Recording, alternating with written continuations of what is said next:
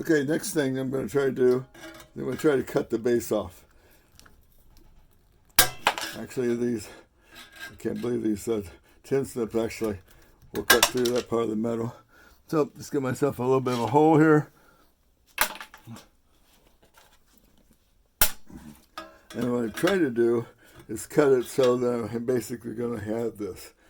So let's see if we can try to get some of this metal. Well, the metal part may have been thinner on the bottom. This looks like it's thicker than what that was. So I have to find a way. I'll maybe use my sawzall and cut through there. So we're going nuts now.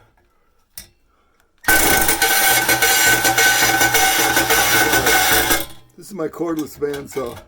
It's going to be a heck of a lot easier than trying to cut through this with a sawzall.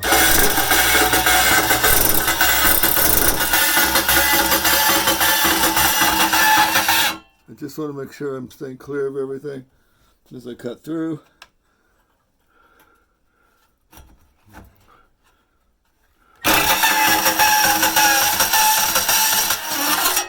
Well, I got to here. I got with probably an inch there.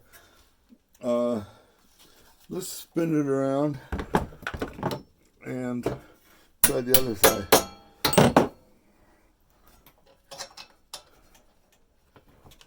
Try to keep out of your way here so you can see what I'm doing.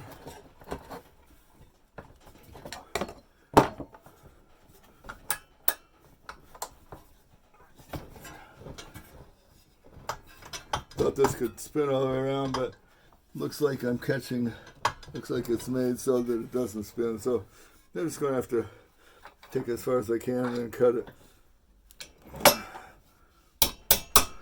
So here, I'm going to try the same thing. I'll start down here, get as far as I can into here. And obviously I want to protect the bottom of the boiler.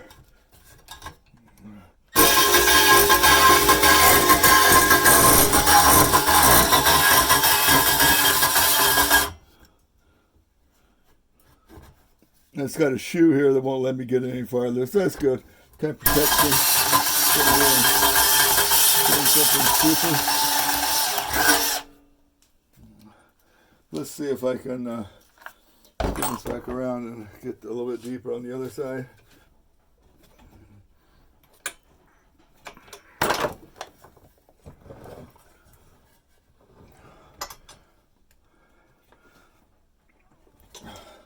I've only got into about right here, and I'd like to get a little bit closer if I can. But I've got the sight tube bottom right here to contend with, so this may be about all I can get.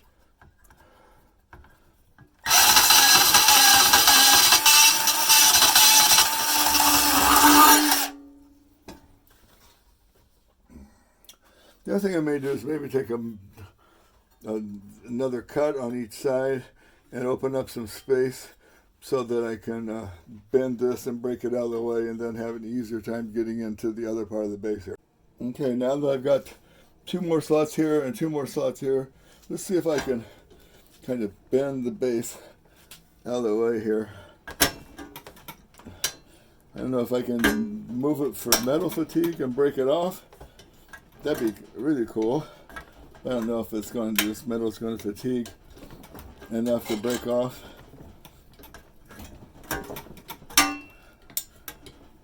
Actually, it's going to. So look at that. So first piece is off. First piece of the base is off. And let's see if I can get some of this off here so I can get down closer to the flange. Get some work done on that. See, this is in 2 pieces here, the way I cut it, so see if I can get metal fatigue to break this off.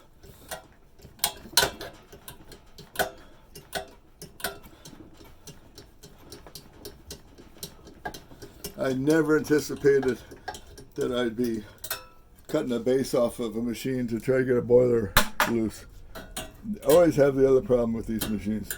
The boiler loosens up really easy. It's hard, easy for it to loosen, and it's hard to keep it from twisting. So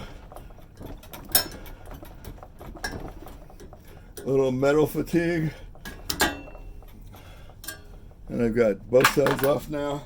Now I just have to figure out how I'm going to get into here and cut this off without hitting the flange, obviously on this side, but even more important, I don't want to hit the boiler down below here, because there is a small flange on the boiler that sticks out. It's actually not a small one, it's actually quite large, but you don't want to destroy the bottom of the chrome or anything here. So somehow I need to cut this last ½ inch here from here to here, and maybe an inch on this side, and then see if I can work those out too. I may keep going in here and try to get 2 of them going so I can do the metal fatigue round again, and then when I get all that done, hopefully I can start to get the base out of here.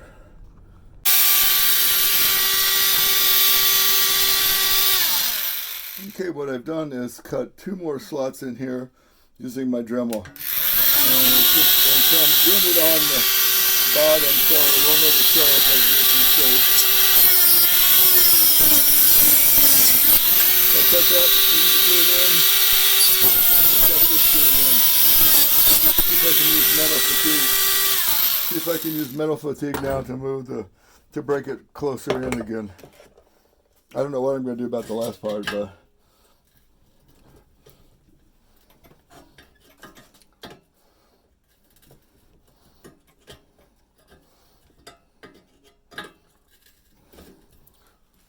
I'm going to try to go up instead of down because I don't want to run into the boiler. Probably should use channel locks on these. So we got that one going. There's two pieces here.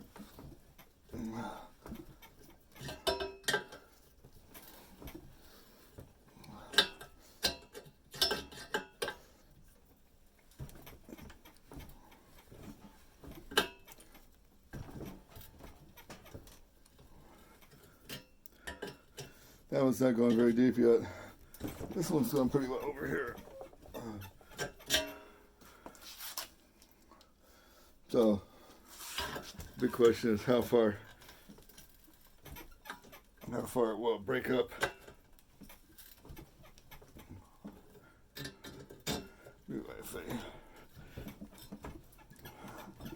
There we go.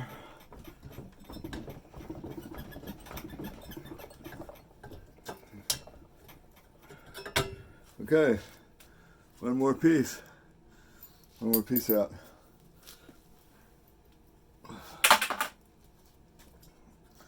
So, no damage to the boiler yet, thank God.